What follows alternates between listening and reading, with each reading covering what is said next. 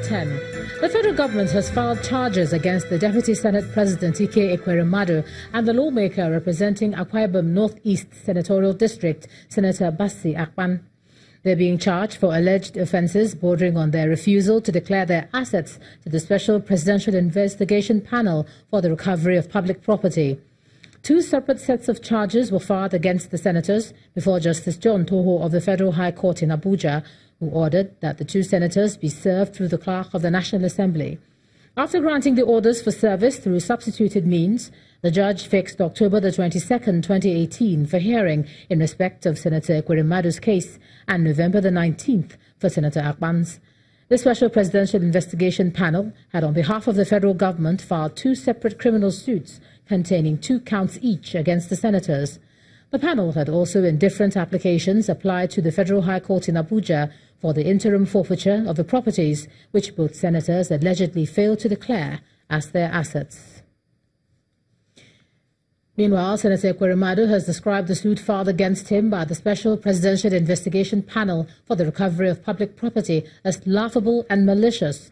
In a statement, the Deputy Senate President says his attention has been drawn to the alleged attempt by the chairman of the panel to smear his name in the midst of current political activities. According to Senator Ekweremadu, quote, "Let me reaffirm to Nigerians and my supporters that I have no assets declaration case to answer. The Constitution of the Federal Republic of Nigeria requires public office holders to declare their assets every 4 years, a requirement which I fulfilled. The panel requested and obtained copies of my assets declaration form from the Code of Conduct Bureau, where everything is stated in black and white," end of quote. The Deputy Senate President challenges anyone who knows about any of his undeclared assets to make such information public. Now, the trial of Pastor Tim Omotosho of the Jesus Dominion International Church continued today at the Port Elizabeth High Court in South Africa, with the first state witness taking the witness stand. The 22-year-old witness alleges that Pastor Omotosho sexually exploited her for a number of years when she joined his organization to sing at the age of 14. She claims other young girls were affected too. The pastor faces multiple counts of trafficking in persons, racketeering, and contravention of South Africa's Sexual Offences Act and has been in custody for more than a year. The Jesus Dominion Church members came bright and early to court. Pastor Motosho's wife Taiwo was also present. Of the 49 state witnesses listed so far, 22-year-old Cheryl Zondi fired off with a lengthy but emotional testimony of the process of adjoining the Jesus Dominion International Church belonging to Pastor Tim Omotosho and her alleged sexual violation by the pastor, which lasted for more than 2.5 years and began when she was only 14. The court gasped occasionally as Ms. Cheryl Zondi told her story of her journey to seek and serve God through singing, which allegedly came with exploitation she never expected. She put so much emphasis on my non-existent love life. The question about how far do you want to go with me? How close do you want to be? What about your love life? He told me that I was 14, so I better not say anything because the man of God can't go to jail. Following the defense counsel's displeasure over the state's application to amend one of the counts to reflect a date that will correspond with the witness statement, Judge Mandela Makaula granted an adjournment to enable defense prepare better for cross-examining the witness. And I think in future, Mr. Ndela, as we discussed in chambers, if there is a witness you're going to call, to provide the defense with that witness, or with that witness 2 days or so before. 4 cases of intimidation against some journalists allegedly by members of the church of the accused pastor have been opened by the authorities with the police. Meanwhile, the case has been adjourned to Monday, the 15th of October 2018. From the Port Elizabeth High Court, the Eastern Cape Province, South Africa, Betsy Dibia, Channels Television.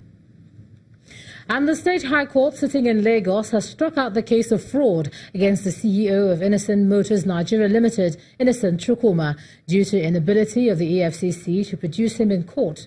The defendant, Innoson Chukwuma, has failed to appear in courts since January the 17th, 2018 for arraignment, but has been represented by his counsel. At the proceeding today, the defense counsel, Professor Joseph Mbaruga, argued that it's the responsibility of the prosecution to produce the defendant in court for any jurisdiction to be exercised. The EFCC counsel Zainab Etu told the court that several attempts to produce Mr. Chukwuma have been made, including a warrant of arrest that was issued but has allegedly been hiding from the operatives. Mr. Chukwuma and his company are facing 4 counts of bordering on conspiracy to obtain property by false pretenses, stealing and forgery in a transaction with Guarantee Trust Bank. The presiding judge, Justice Olushola Williams, in her ruling, held that the court cannot continue to waste precious time calling a matter that's going nowhere. Meanwhile, the Economic and Financial Crimes Commission has vowed to ensure that Mr. Innoson Chukwuma is arrested to face fraud charges in court. Now, civilization and advancement in technology have exposed young people to previously unknown steroids. Now, this is the opinion of mental health experts at the commemoration of the World Mental Health Day at the United Nations Formation Center in Lagos. Our correspondent Mary Alere Yusuf reports that resource persons agreed that grappling with the challenges and the changes sometimes results in mental challenges in young people. Motion, change, pressure, the life of an adolescent or a young adult. Sometimes the stimuli are overwhelming. Experts at this meeting tagged young people and mental health in a changing world say the effects of this vulnerable stage show in the statistics. Worldwide, we have like 10 to 20% of children and adolescents suffer from mental disorders. Depression is the 3rd leading cause of mental illness and disability among adolescents globally. No doubt, many have succumbed to the pressures, but according to one who fell into depression and has come out on top, confiding in a sympathetic person could be a source of help. When I finished secondary school, I was at home for about 5 years and I could not get admission to school. So I had serious challenges. So the reason why I'm saying all of this is just to let you all understand that all the pressures that you face as young people, I'm also young and I understand all of those things. And I want to just tell you that some of the relationship you keep is very important to the decisions you make. The reason why I had some of those struggles was because my friends were not also very good people. Peer pressure, violence, insecurity, and bullying have been identified as some of the precursors to mental problems. Young people are being advised to develop resilience in the face of these challenges. You must be self-confident. You have self-esteem. You must be able to say no, even to substance abuse, because that is how you, adolescent, get involved. After saying no, you must be able to walk away. Experts say mental illness may not be a choice, but recovery is. And parents and teachers can build life skills into children and young adults to help them cope with challenges at home and in school. Mary Alale Yusuf, Channels Television News. To aviation now. Aviation unions shut flight operations at the Murtala Mohammed Airport 2 in Lagos following the alleged sack of some staff by Courtney Aviation Services Limited.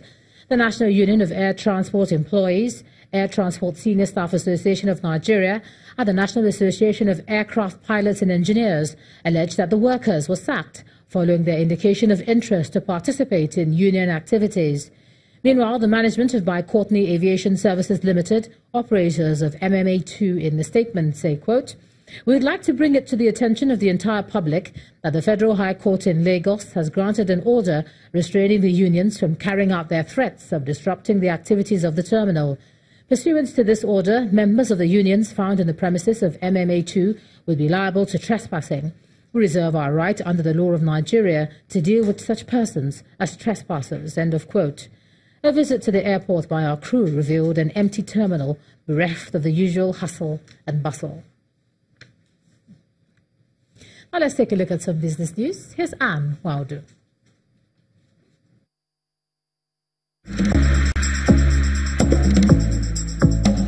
You first. First Bank.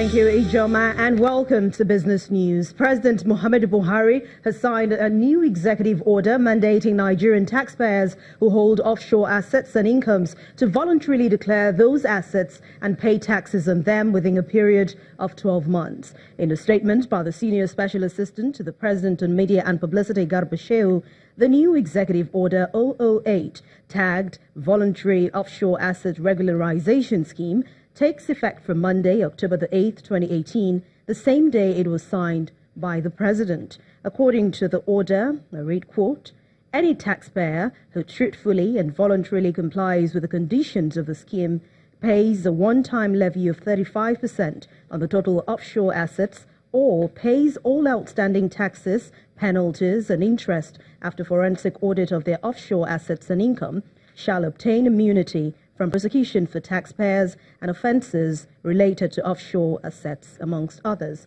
End of quote. In accordance with this new order, the federal government will set up a VORS in Switzerland for all categories of taxpayers who have defaulted in the declaration of their offshore assets and payment of taxes due. A failure to take advantage of the scheme shall result in investigation and enforcement procedures concerning offshore assets anywhere in the world. The Nigerian Pension Commission has set a target to include 60 million people in the country's voluntary contributory scheme. The new micro-pension regime will focus on millions of self-employed Nigerians and businesses employing about 3 people under the various trade and cooperative unions. Now, the head of research and strategy at the Pension Commission, Dr. Farouk Aminu, spoke to us earlier today.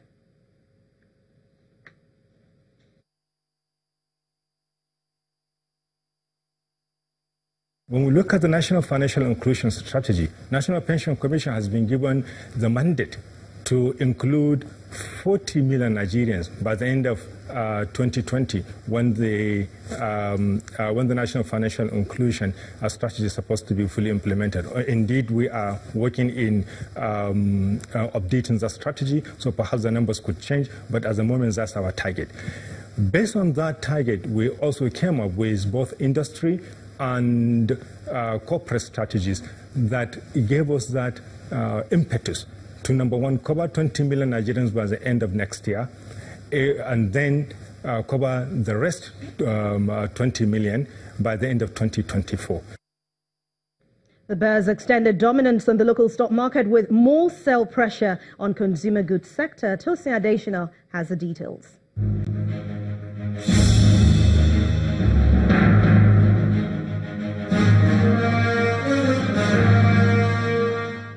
Hello and welcome to the Stock Market Report. Nigeria's stock market ends midweek trading session with another round of profit-taking as sell-off from the consumer goods and oil and gas sector outweighed 3 other counters. The impact of the sell pressure resulted to a further 12 billion naira drop in the total value of listed equities and 0.11% decline in the market's main index. However, the price chart recorded a positive margin of 21 advances, led by a 10% increase from CAP against 17 decliners, led by 9.63% from Transcorp. Top performers on the activity chart for the day are the shares of FCMB, Fidelity Bank and FBN Holdings, while total volume lowered by over 50% from previous session to 134.56 million units, all traded in 2,760 transactions. That's the Stock Market Report. I'm Tosin Adeshina. Thank you, Tosin. It's a similar picture for negative sentiments from across other global market, except, of course, for the Asian market, with technology and the mining stocks leading the losses for today. Let's see the closing numbers for today.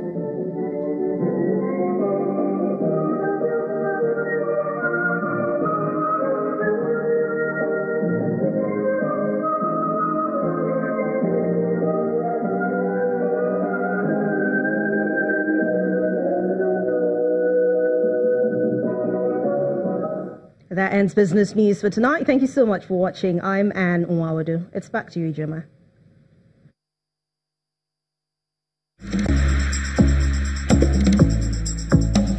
You first. First Bank. Thanks, Anne. Still ahead on the news at 10, 5-time champions Rangers International of Enugu take on Kano Tillers in the final ITO Cup on October the 24th. That's on Sports News. Please stay with us.